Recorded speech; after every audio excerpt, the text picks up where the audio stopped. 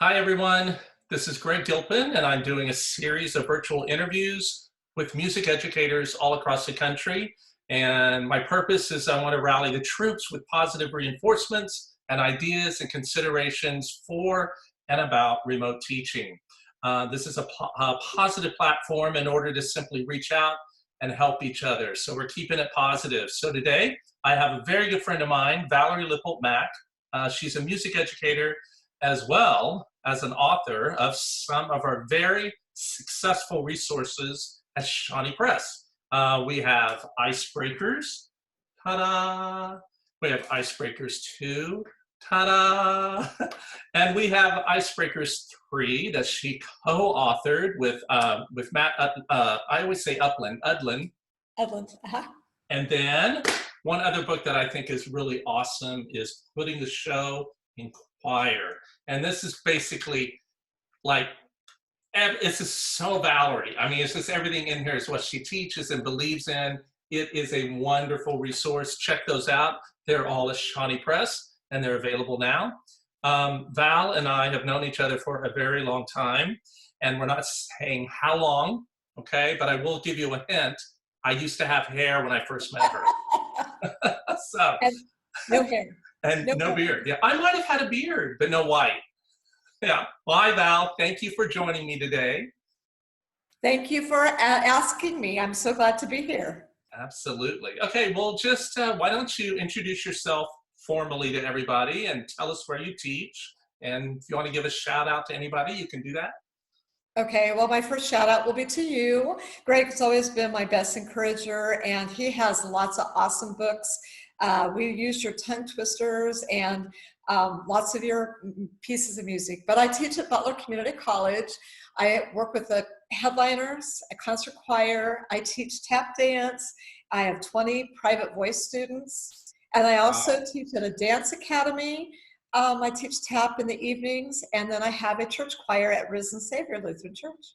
Good. Wow. Well, I'm trying to think what's left during the day for you to do. You know, Uh, I, I don't cook, as you like to remind me. so,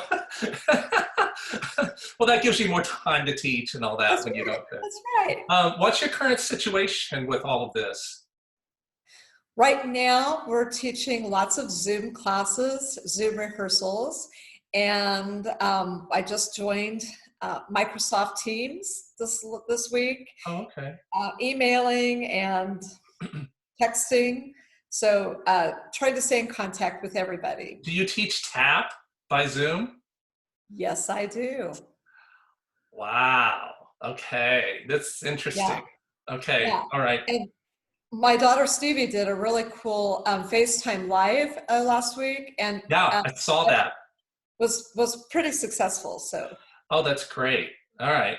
Well, what have you learned about your own teaching? Not about teaching in general, but your own teaching from this experience. I learned that I'm very flexible and able to change with times. I'm not calling myself an old dog, but I definitely have new tricks. And I'm pretty proud of myself that I've been able to keep everything rolling and all the balls in the air and juggling best I can. Oh, that's really encouraging. I think a lot of teachers need that. I feel like, I think a lot of people are finding out who the good students are, who the leaders are, who the Yes. followers are, the kids that you thought you had relationships with and you don't. I mean, you can realize the good and the bad here. I think a lot of us are finding out what we're good at and what maybe we haven't been good at based on what they know. I think there's a lot of assessing going on with Right. our students with there, and it's a good time to do that. Yes, I agree, and it's been eye-opening. But every day you have a chance to make a positive difference, and you have to make that choice. Good. What have you discovered about your students learning from this experience? Have you noticed anything or? I just finished teaching 5 voice lessons, and it's been actually kind of cool because when I was teaching at school, the phone would ring and people would interrupt and come in, and I was just like always do this, this, this, and I actually have time to focus and really listen because there's not any other disturbing things coming up. Yes. So that's been a positive. You know, I did a little video about warm-ups and doing a few warm-ups, and one of the things that I mentioned was, you know, all of us always say, if I just had more time, I would do that. If I had more time, I would concentrate on vowels, or I would concentrate on whatever it is. Right. Now we have time. Yes. We have time. Take a little time. You can take 30 minutes with your student, and you know, if you want to discuss one thing, do it. Do it. Yeah, that's interesting. Yeah, But that's I've what I'm also, doing. there's so many free YouTube and different classes out there. I've had some fun taking my own tap classes and Okay. with Broadway professionals that are giving classes. Some of my favorite teachers, I can't get to New York right now, so I'm still able to take class with them. Right. And I bet there are voice lessons happening by those people. Yes. Yeah, that's interesting. That'd be good to look up. That'd be great to look up. What has surprised you most about, you know, this experience of remote teaching and all of the challenges? One thing I've always preached to my students is about a pyramid. From day one, we talk about the pyramid, and I realized some of my students are succeeding because of that little life lesson.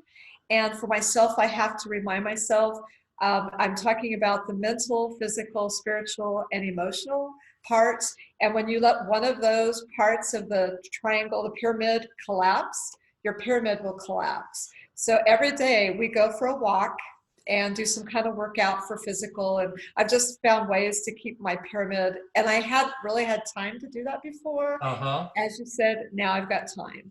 So this is for you to be a better teacher. For me, but my students have commented and said, "Oh, Smack, they call me Smack. Smack, I was kind of weak on this part of my pyramid, and then I did this with you." Oh. And so they're realizing what a difference it makes in their lives. Okay, now talk about the pyramid one more time. What is it? There's the sides of the emotional, the physical, spiritual, and mental. And so, like mental, some people get like a book or learn to knit or puzzles. I mean, there's all kinds of you can grow. Right. Spiritual is different for everyone, Right. and then emotional. It's important to keep that emotional side balanced as well. So, Wow, that's great. That's really good. That's a good thing to teach right now for everybody because, um, you know, every day I personally I have a different emotion every day. Yesterday I woke up with very down, and I did some things to be positive and did some really neat interviews yesterday that really were surprising and changed me. Today I've I've been more angry today at things, you know, and really, it's almost like grief where your day is not the way it's supposed to be. And, you know, with lots of people have been doing this for 2 months now, month and a half here, and it starts to really take a toll. And I love that pyramid. That's a great idea to express for yourself, but to teach your kids. yeah. And I'm assuming my daughter won't be watching this, but she just got a job as a dancer on a princess ship, and she was supposed to get on the ship like 3 days ago. And she all of a sudden had all these emotions, and I was like, this is not normal. And Mm, then I realized she was just having a hard time expressing that she wasn't going to be on that ship to Paris. yeah, And all the friends she'd made in right. rehearsal, they're all going through that same thing. Yes, and I think everybody. I was talking with some other people the other day, and really, this is a time. You know, everybody's disappointed we're not having graduation. Oh, they're not getting to do their performance, and I'm going. You know what? It's a really great time to be teaching these young people that life is going to be full of disappointments. Your Right. job is not going to be, you're not going to get the raise you thought you're going to get. Your boss isn't going to praise you the way you thought. There's going to be lots of disappointments where you're reaching a goal and it doesn't happen. So even though this is sad, but there are a lot graver things happening now. And Right. if we can do this, we're helping the greater good for people that are trying to save lives right now. But yeah, I think it's a great thing about disappointment teaching. How do you handle it? You got to handle disappointment in your life because Right, there'll be another one. right, right. I love that, Val. With that's a really great takeaway for me is that. Yeah, and I I might think get that from you, and I'll write that down, and we'll well, post it. actually, Uh-oh.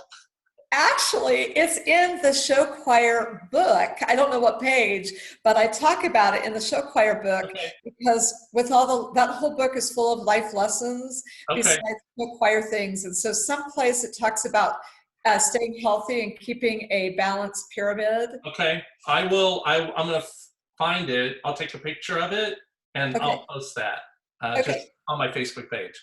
That'd be great. great. And then I think that's great. Wonderful. Well, then, okay. Why don't you? Do you have another teaching idea that would be helpful to teachers that are remote teaching? They are so in need of ideas, even if it's an idea that will bounce them into their own idea.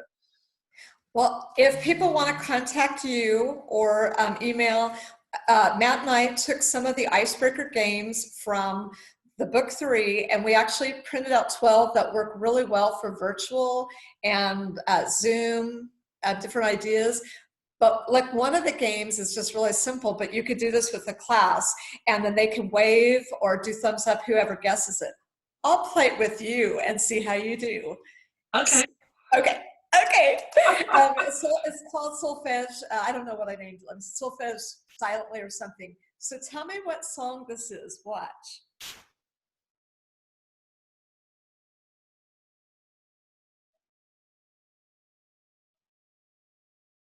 Dude, I listen to the first part. It's a song you should know really well. Do it again.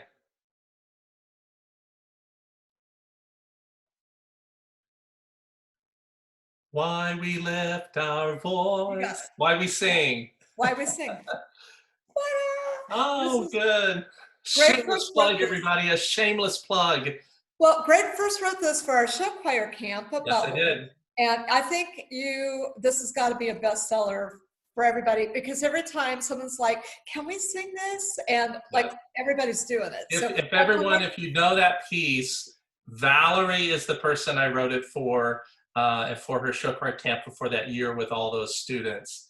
And I remember, I remember that everyone in that choir is 300 kids and all the teachers and everyone started crying.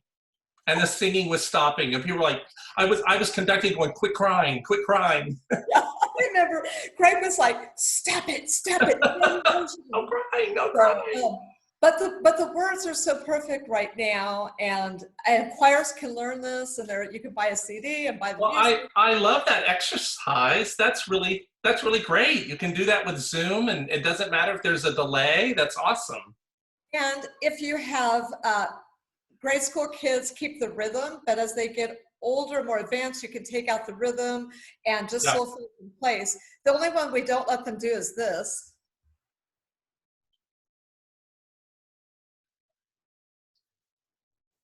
which is Jingle Bells. Jingle That's bell. when because everybody tries to do that first. So can't, Uh-huh. Yeah, do it'd be great to do melodies that they already know from their repertoire.